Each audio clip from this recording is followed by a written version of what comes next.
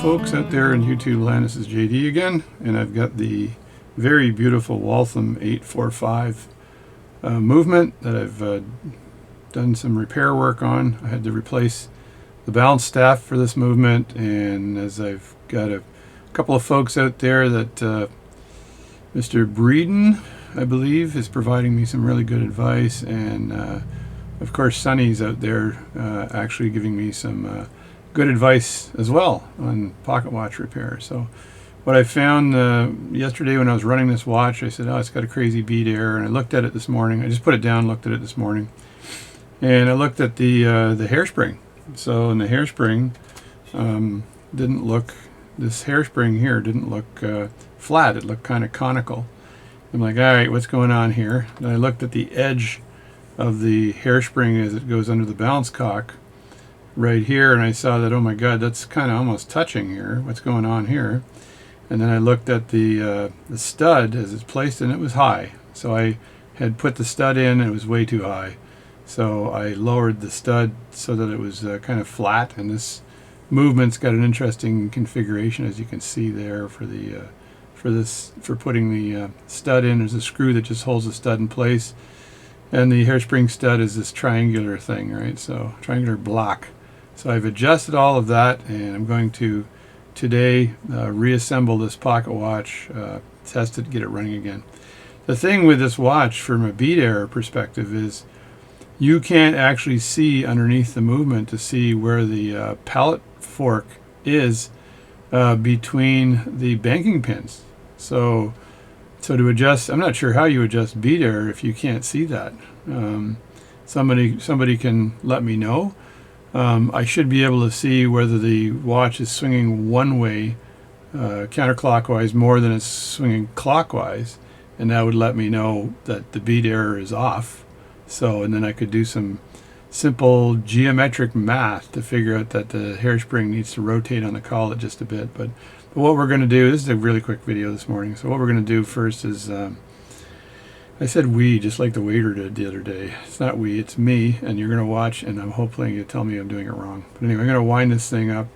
I'm going to test it again because it was not set properly for test. And it may, in fact, be good right now. So that's it. That's the very beautiful Waltham 845 21 jewel pocket watch. It is, in fact, adjusted to 5 positions. Where does it say that? It says it right here.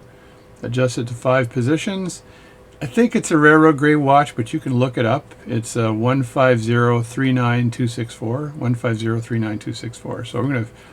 All I have to do is wind this up, test it, and case it. I think that should do for this watch, and then I'll deliver it back to Mr. Bauman, and that's good. And like I said, I think the only reason I took this watch from is, other than it was beautiful, he is a Canadian A.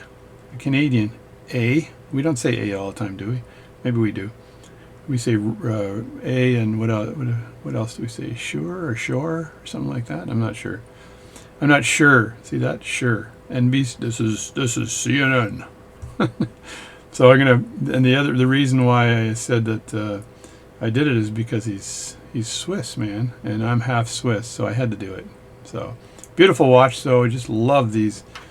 I love these gold settings, raised gold settings. And as Mr. Horan out there, who hopefully still watches my videos, I had to make a raised gold setting for Mr. Horan. It wasn't the center one. I think it was the intermediate wheel here. And when you count wheels on a watch, it's 1, 2, 3, 4, and then the fourth is the one with the long pivot that goes through the plate and becomes the pivot folding the seconds hand. So it is 1, 2, 3, 4.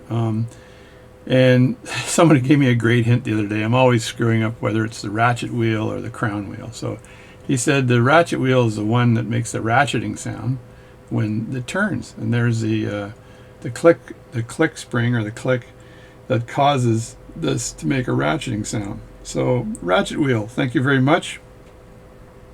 I think it might have been Mr. Breeden who said that. So thanks a lot. I'm going to give a couple shout outs here. I'm going to grab my phone for a second and look at some of the comments that have been made in the past while, so I can give the appropriate shout outs to people. for all of the support they've been giving me over the years.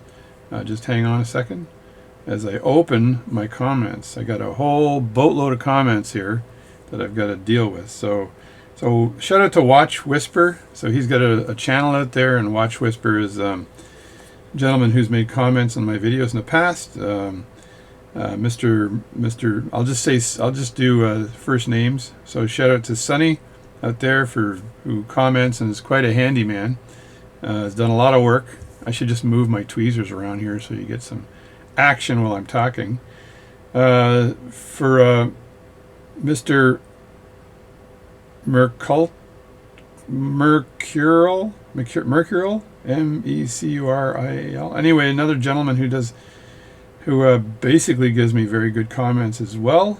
And then there's a couple more here. Mr. Holly, who recently commented on dressing my blades. Make sure you dress your blades, buddy. I'll say Michael, Mr. Fonseca, who's commented recently. Paul, I shouldn't say the first name, but Mr. Breeden. Oh, you heard it already. Anyway, he gives very good comments on my watch channel. Thank you very much. There are others in there that occasionally comment. Mr. Cosgrove, nice comment. I'll give a shout out to Monza64 for tuning into my channel. I'm looking at my stuff again. Mr. Cosgrave also commented, and Mr. Mercurial. I think he should give me the phonetic pronunciation of his name. So, and these folks were all commenting on this particular video, as you can see, and I get recommendations within the comment. Mr. Spinner as well, who's got his own watch channel. Chris Spinner. He's a very good watch repair person. Does a very good job. And then a couple of others. Mr. What do we got here? Everyone's first name is Mr. Man, first name Sir, right? Oh, and another gentleman, Colonel Raymond. So Colonel Raymond, I think he has a last name, but I'm not going to tell you what it is. And he's appreciated my videos and making a comment. Thank you very much, Colonel. I appreciate that. I was a lieutenant, never made it to Colonel, but I did do some cool stuff when I was a young guy. So Mr. Bailey also commented on my watch stuff, and then there's some folks out there that I won't mention. So let me think. I'm scrolling down to see if there's the new guy is the Watch Whisperer though. So, and he's got his own channel. He's from Switzerland, and he does pretty good watch work. So pretty cool guy, and he's just starting into it, I think. So he's trying to learn like I am all the time. So that's the job, is to learn how to repair watches. So we'll take this pocket watch here and we'll put a little bit of wind on it, and we'll do some testing.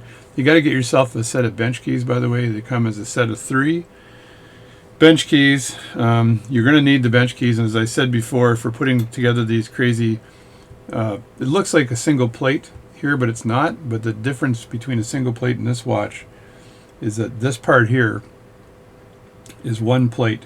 So this is one plate, and this is the other plate. So the second plate here with all of the pivots, or the jewels rather, this single plate holds all of the wheels down, and the escapement and the pallet fork. All of this is held down by a single plate, which makes it super difficult to put that together. The strange thing about this is that there's only 2 screws holding the plate on. One screw is over here, and then one screw is right around the corner there, and there's no screw on the end at all, which is kind of odd. But I just love this movement, though. It's beautiful. And the lesson I learned here, maintaining this movement, was that you need to put this plate on first and don't put this plate on, because if you leave this off, it's covering the winding mechanism here, right? And you take these 2 wheels off here, right? The ratchet wheel, there we go, I got it right, and the other wheel.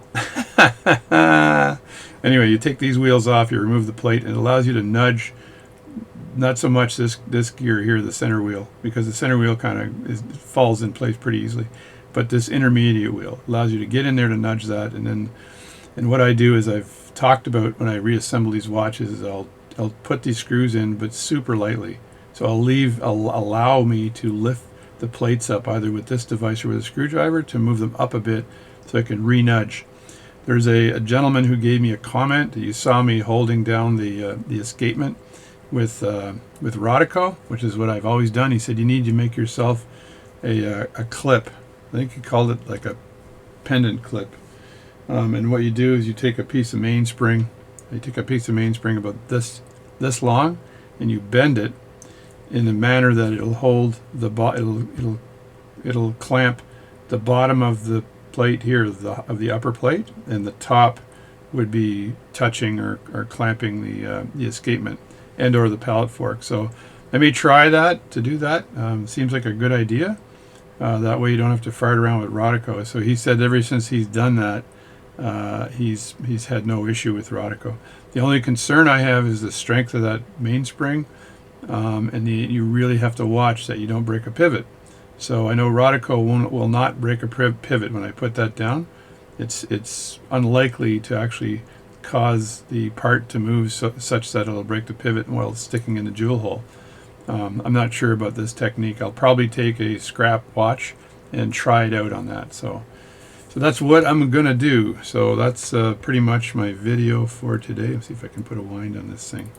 So this is a lever set mechanism. Just gonna start this thing off here a bit. There we go. It's a lever set mechanism. So I just basically have to put in the put that in like that, and then turn it, and it's going to get the watch going. So we'll see if its speed error is improved and its amplitude is improved and everything is improved. So there you go. So I'm JD again. Welcome to my channel. I'm going to do some work on the Franken Watch later on and deal with that upper pivot and the upper jewel and the upper cap jewel. So jewel setting and cap jewel. So I may actually redo the whole darn thing because maybe the depthing was wrong on the upper jewels, and the pivot might need some work on it. So I'll be working on the Franken Watch a little bit later. This is what it looks like now. If you've seen my videos, let me just scoot that guy over here. That's the Franken Watch. You see how nice and free it is? Oh my God, except when you turn it upside down. So I'm going to try one more shot at this thing. If I can't get it running perfectly, I'm not sure what I'll do. Eventually I need to give up though, right? So this is my watch.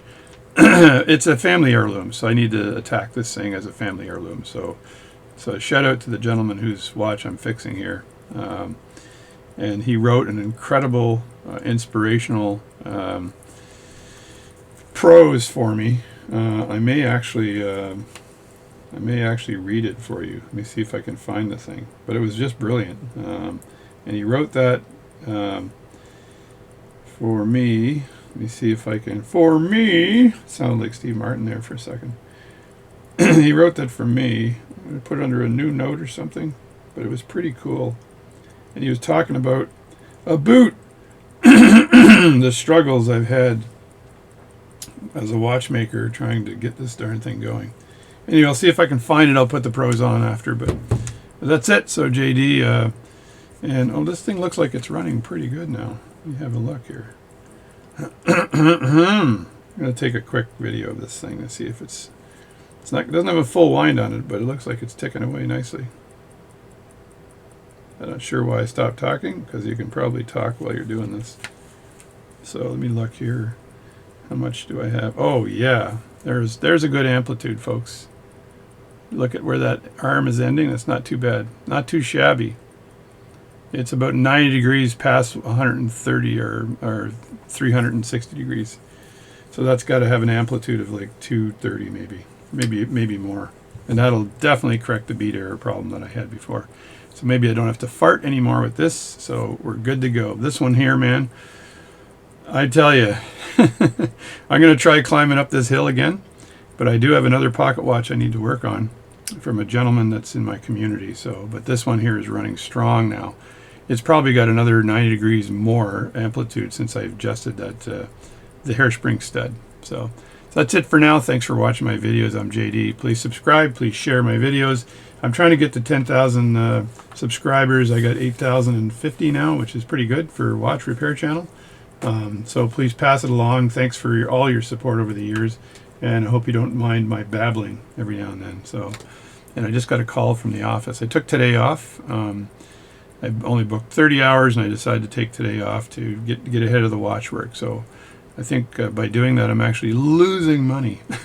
But it's just money. Anyway, and you can see I've got 2 of these Myers number 58 movement holders. Oh, yeah.